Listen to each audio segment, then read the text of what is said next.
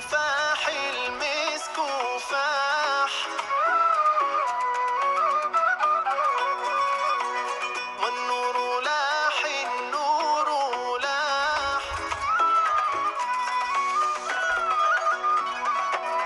المسك فاح المسك فاح لما ذكرنا رسول الله والنور لاح النور لاح لما حضرنا أبا الزهراء المسك فاح المسك فاح لما ذكرنا رسول الله والنور لاح النور لاح لما حضرنا أبا الزهراء أشكي لي من وقتي وحالي الله الله وأقول لمين النبي غالي الله الله أشكي لي من وقتي وحالي وأقول لمين النبي غالي إيه اللي غير أحوالي غير الغرام برسول الله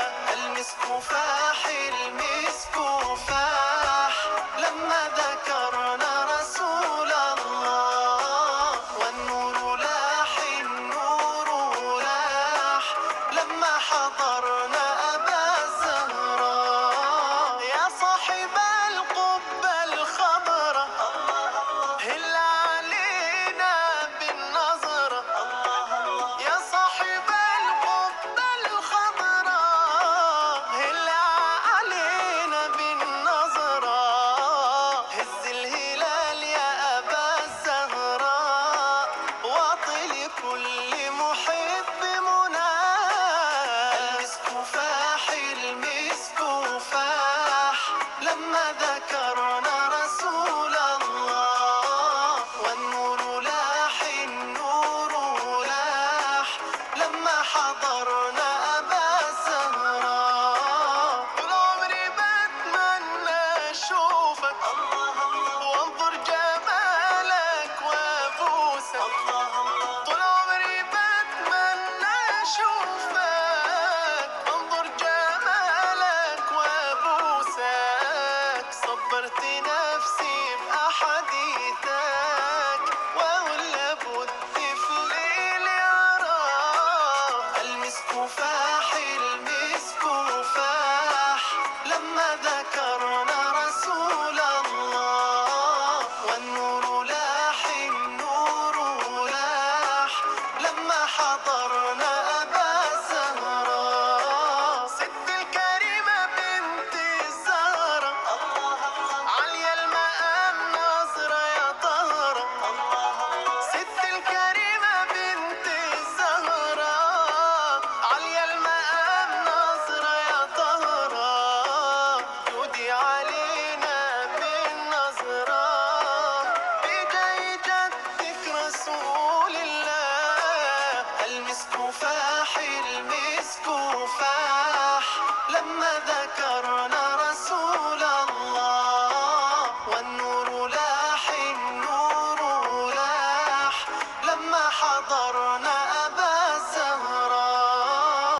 اللهم صل وسلم على سيدنا محمد. اش نحويكم لاباس؟ ان شاء الله تكونوا الكل بألف خير.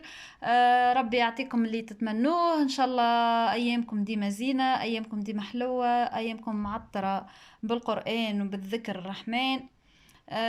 الحمد لله وشكر الله. اللهم صل وسلم على سيدنا محمد. في النهار هذا عملت معاكم كفتاجي. طيبت الخبز كما شفتوني عملته خبز بالقمح. عندي سميد متاع قمح وسميد متاع شعير، خلطتهم مع بعضهم، شويه سميد متاع باكو وخلطهم الكل مع بعضهم وعملت خبز بتاع قمح معناتها. ومن بعديك غسلت كعبتين حوت وحطيتهم في الفور زادا يطيبوا. ولهنا عملت هذه سلايطه. فانا السلطه متاعي ما نعمل فيها حتى شي، جوست خس وسفناري هذيك اللي ياكلوها لي العائله متاعي. الحمد لله انهم جو ياكلوا شوي سلطه. وهذا الخبز متاعي بعد ما عاودت خمر مره اخرى. انا نخمره مرتين الخبز. مره الاولى قبل لا نقرصهم معناتها قرص نخليه يخمر كيكه نص ساعه، من بعد نزيدو ربع ساعه اخرى وندخلو الفور. وهذا الخبز متاعي بعد ما طاب ما شاء الله يجي بنين وخفيف خفيف يهبل بالحق الخبز القمح ولا اروع. وهنا عندي كفتاج، هذا الكفتاج متاعي انا مكنجل معناتها نعمل كميه ونحطها في الكونجيلاتور. وهنا كذا مش نعمل كفتاجي نجبد قرطاس جيت نقلي العظمات وكهو. هنا قليت العظمات وحطيته خلطته. وهذا العشية متاعنا ما شاء الله والحمد لله، اللهم دمها نعمة واحفظها من الزوال، والحمد لله وشكر لله على كل نعمة نحن ناكلها. ان شاء الله عجبكم الفيديو، وما تنسوش تعملوا لي ابوني، والسلام عليكم.